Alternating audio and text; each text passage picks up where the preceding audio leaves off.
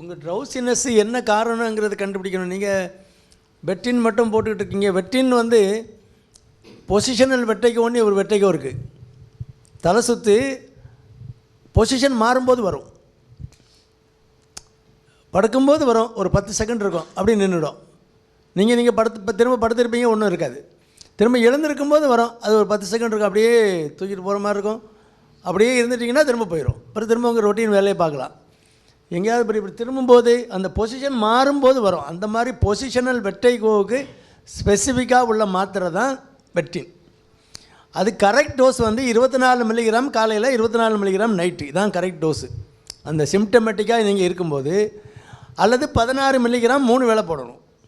24 மில்லிகிராம்னா காலையில் ஒன்று நைட் ஒன்று போடணும். அப்புறம் லேபரிந்தன் செடட்டிவ்னி அந்த உங்களுக்கு அந்த ஒரு ஆங்ஸைட்டி இருக்கும், விழுந்துருமோன்னு பயம் இருக்கும், அதை சரி பண்ணுறதுக்கு மாத்திரை போடணும். இந்த ரெண்டையும் கம்பைன் பண்ணி போட்டால் தான் அந்த ரெக்கவர் ஆகும்.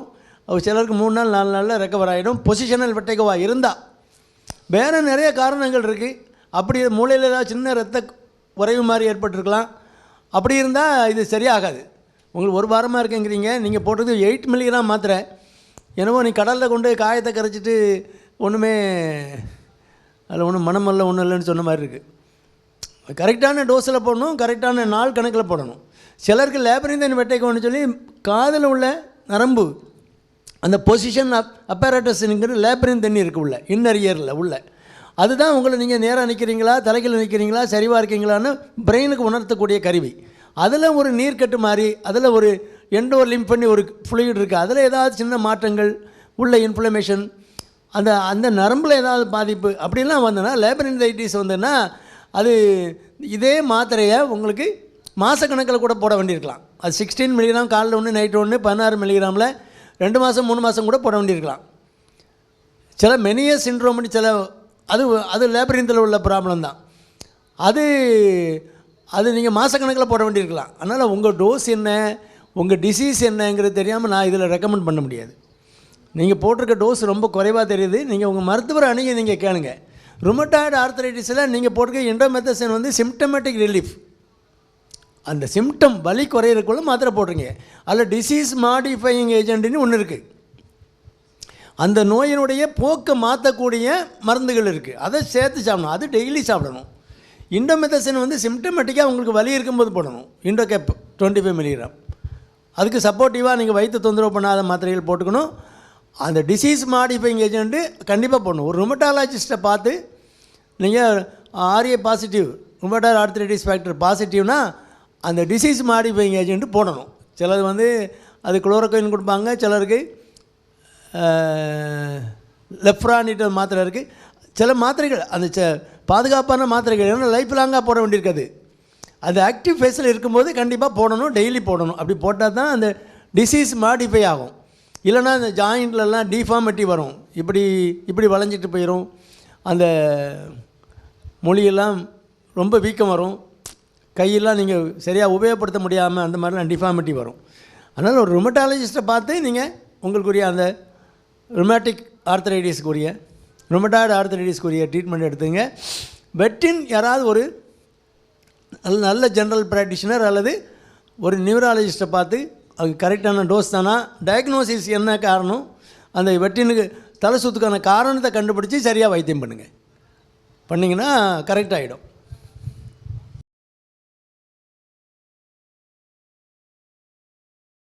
அது லாக்ஸேட்டிவ், மலச்சிக்கல் உள்ளவங்க சாப்பிட்லாம். அது ஒரு ஆயுர்வேதிக் மெடிசின். அது வந்து ஃபைபர் தான், நார்ச்சத்து தான். அதுக்கு போல் நீங்கள் காய்கறிகளே நிறைய சேர்த்துக்கலாம். ட்ரிஃபாலாக சாப்பிட்லாம், ஒன்றும் கெடுதல் கிடையாது, எடுத்துக்கலாம். நிறையா ஓல்டேஜில் நிறைய பேருக்கு தேவைப்படுது, எடுத்துக்கலாம். அல்லது நல்ல நார்ச்சத்து உள்ள காய்கறிகள் அது நீங்கள் நம்ம சேர்க்குறது கிடையாது. ஒரு வேளை மட்டும்தான் நம்ம காய்கறி சேர்க்குறோம். கூட்டு சாப்பிடுவீங்களா? சாப்பிடுவேன். காலையில் சார், காலையில் நைட்டு சார், நைட்டு 3 வேளையுமே சேர்க்கணும். மாவு பொருள் எப்போல்லாம் சாப்பிட்றோமோ அப்போல்லாம் கொஞ்சம் கூட்டு சேர்த்துக்கினா அந்த ஃபைபர் அதோட மிக்ஸ் ஆகும்போது உங்களுக்கு கான்ஸ்டிபேஷன் வராது. அந்த ஃபைபர் நார்ச்சத்து தான் உள்ளே போய் தண்ணி வாட்டரை உரியும். பெருங்குடலுக்கு வந்து சேரும்போது அது வந்து ஜீரணம் ஆகி உறிஞ்சி போகாது. ஃபைபர் பல்க் ஃபார்மிங் அதான். அது போன பிறகு பெருங்குடலில் போனால் தண்ணியை உறிஞ்சி பல்க் ஃபார்ம் ஆகணும். அப்படியே ஊதின உடனே என்ன போகும், குடலை ஆட்டோமேட்டிக்காக அசைஞ்சு அப்படியே கீழே போகும். அந்த அந்த எங்கே ஃபைபர் உள்ளே கிடக்கும், அந்த அசட்டை கீழே அப்படியே ஆட்டோமேட்டிக் சிஸ்டம். நீங்கள் ஒன்றும் சுவிட்செல்லாம் ஆன் பண்ண வேண்டியதில்லை.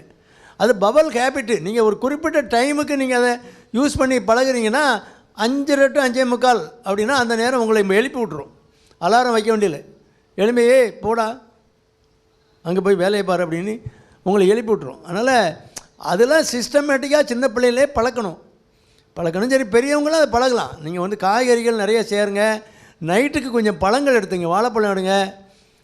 மலச்சிக்கல் இருக்குன்னா காலையில் கூட ஒரு வாழைப்பழம் எடுத்துக்கலாம். காலையில் ஒன்று நைட்டு ஒன்று நேச்சுரலாக நீங்கள் சரி பண்ணிக்கலாம். ட்ரிஃபாலாம் ரொம்ப ஹார்டான மெடிசின் கிடையாது, அதை யூஸ் பண்ணலாம்.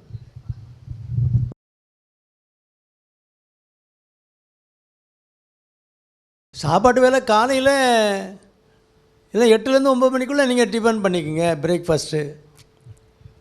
மத்தியானம் சாப்பாடு கொஞ்சம் நல்லா சாப்பிட்டுக்கலாம். காலையில் ஜஸ்ட் பிரேக் தி ஃபாஸ்ட், அவ்வளோதான். அதான் பிரேக்ஃபாஸ்ட்னு வச்சுருக்கான். உங்கள் நைட்டு உள்ள ஃபாஸ்டிங்கை பிரேக் பண்ணணும். அடிஷனலாக நீங்கள் நடந்தீங்கன்னா ஏதாவது சாப்பிட்டுக்கலாம். எல்லாம் கொஞ்சம் பழம், நட்ஸு சாப்பிட்டுக்கலாம். இதுதான் நம்ம ரெக்கமெண்டட் டயட்டு. நீங்கள் நல்லா நடக்கிறீங்க, 1 மணி நேரம் நடக்கிறீங்கன்னா ஒரு 2-3 இட்லி சாப்பிட்டுக்கலாம், அல்லது 2 தோசை சாப்பிட்டுக்கலாம், அல்லது 2 சப்பாத்தி. ஆயில் அதிகம் இல்லாமல் ஏதாவது பிரேக்ஃபாஸ்ட்டுக்கு எடுத்துக்கலாம். மத்தியான நேரம் டைம் அந்த 12 to 2 அந்த டைமுக்குள்ளே நீங்கள் எப்போ சாப்பிட்டா உங்கள் சௌரியப்படி சாப்பிட்டுக்கலாம். இந்த சுகர் பேஷண்ட்ஸுக்கு எல்லாருமே இன்டர்வல் மீல்னு ஒன்று உண்டு. அவங்களுக்கு 3 வேளை சாப்பாடு கிடையாது, 5 வேளை. அந்த 2 வேளை ஊடால கொஞ்சம் அடிஷ்னலாக கொஞ்சம் கார்போஹைட்ரேட் போட்டுக்கணும். ஒரு ஆப்பிள் சாப்பிட்டுக்கலாம் ஒரு 11 மணிக்கு போல், அல்லது கொஞ்சம் பப்பாளி பழம், ஏதாவது ஃப்ரூட்ஸ் எடுத்துக்கலாம். இன்பிட்வீன் சாப்பிட்றது ஃப்ரூட்ஸாக இருந்தால் நல்லது. 100% யூட்டிலைசேஷன் இருக்கும். இல்லை சாப்பாட்டுக்கு மேலே நீங்கள் பழத்தை தூக்கி போட்டிங்கன்னா அது கம்ப்ளீட்டாக அப்சார்ப் ஆகாது, டிலேடாக அப்சார்ப் ஆகும். அதோட பெனிஃபிட் ஃபுல்லாக கிடைக்காது. இன்பிட்வீன் பழங்கள் எடுத்துக்கணும். சாப்பாட்டுக்கு ஊடலை அதை எடுத்துக்கிட்டிங்கன்னா 100% அப்படியே அப்சார்ப் ஆகும். இட்ஸ் ப்ரீ டைஜஸ்டட் ஃபுட்டு ஃப்ரூட்டை பொறுத்த அளவில். அதனால் நோயாளியை பார்க்குறதுக்கு என்ன கொண்டு போகிறோம்? வடையாக வாங்கிட்டு போகிறோம், பழம் தானே வாங்கிட்டு போகிறோம். ஏன்னா அவனுக்கு டைஜஸ்டிவ் சிஸ்டம் கம்ப்ளீட்டாக ஷட் டவுன் ஆகிருக்கும். அதனால் ஃப்ரூட்ஸ் தான் ஈஸிலி டைஜஸ்டபிள். ஃப்ரூட்டு, ஜூஸு, இதான் இளநீ, இதுதான் கொடுக்குறோம். அதே மாதிரி அந்த இன்டர்வெல்லில் கொஞ்சம் நீங்கள் சுகர் ஒரு வேளை லோ ஆச்சுன்னா ஒர்க் பண்ணிட்டு இருக்கும்போது கொஞ்சம் பழத்தை வரும். ஒரு 5 நிமிஷம் போய் ஒரு பழத்தை சாப்பிட்டுட்டு ஏதாவது குடிச்சிட்டு வந்துடலாம். மோரோ அல்லது நீங்கள் டீ காஃபி குடிக்கிறாங்க குடித்தா தப்பு இல்லை. அதே மாதிரி மத்தியானம் நீங்கள் 2 மணிக்குள்ளே சாப்பிட்றீங்க, திரும்ப 5 மணி 4 மணி 5 மணிக்கு லேசாக ஒரு சின்ன பசி வரும். அப்போ ஏதாவது ஃப்ரூட்ஸ் எடுத்துக்கலாம். ஃப்ரூட்ஸு கொஞ்சம் பயிர் வகைகள். நமக்கு அந்த பயிர் சாப்பிட்றதுக்கான நேரங்கள் கிடைக்கல, பயிர் கொஞ்சம் நட்ஸு ஏதாவது எடுத்துக்கலாம். அந்த ஈவினிங் ஹவர்ஸில் எடுத்தால் நைட்டு பசி கொடூரமாக இருக்காது, கொஞ்சம் குறைவாக இருக்கும். நைட்டுக்கும் நீங்கள் காலையில் என்ன சாப்பிட்டீங்களோ அதே மாதிரி சாப்பிட்டுக்கலாம். நைட்டு சாப்பாடு 7 to 8 9க்குள்ளே மேக்ஸிமம் சாப்பிட்டு முடிச்சிடணும். 7 மணிக்கு முடித்தா ரொம்ப நல்லது. ஏன்னா எல்லாம் நேச்சரில் எல்லாமே 7 மணிக்கு முடிச்சிருது. ஆடு, மாடு, காக்கா, கோழி எல்லாமே 7 மணிக்கு தண்ணி குடித்து முடிச்சுட்டு தான் பேசாமல் உட்காந்து தூங்க ஆரம்பிச்சிருது. இந்த மனுஷன் அந்த கரண்ட்டை கண்டுபிடிச்சான், லைட்டை வச்சுக்கிட்டு விடிய உட்காந்துக்கிட்டு என்னமோ பண்ணிக்கிட்டு எல்லாம் சேட்டை பண்ணி உடம்பையே கெடுத்து செல்லை நோண்டி அது வேறு படுத்துக்கிறானுங்க, போர்வை போட்டு மூடிக்கிறானுங்க. கொஞ்சம் கழித்து இவங்க பேரை எவரும் பார்க்கல அப்படின்னா உள்ளே உட்காந்து நோண்டிக்கிட்டு இருக்கான். அதனால் டைம் இதான், இந்த டைமுக்குள்ளே சாப்பிட்டா நல்லது. இடைவேளை உணவு சுகர் பேஷண்ட்ஸுக்கு கண்டிப்பாக எடுக்கணும். இல்லைனா நீங்கள் லோ சுகர் ஆகுதுன்னு சொல்லி சுகர் மாத்திரையை குறைப்பீங்க, பிறகு ஹை சுகர் ஆகும். அதனால் interval meal is a must. இடைவேளை உணவும் எடுத்துக்கணும்.